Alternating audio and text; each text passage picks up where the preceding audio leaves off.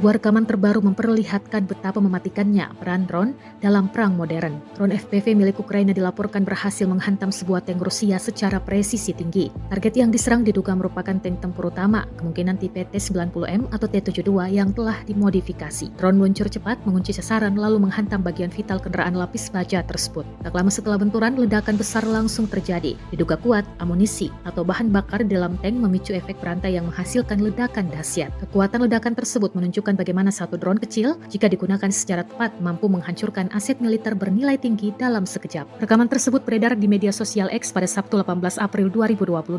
Namun lokasi pasti dan kapan waktu serangan ini terjadi tidak disebutkan. Peristiwa ini kembali menegaskan bahwa perang drone kini menjadi salah satu elemen paling menentukan di medan tempur modern.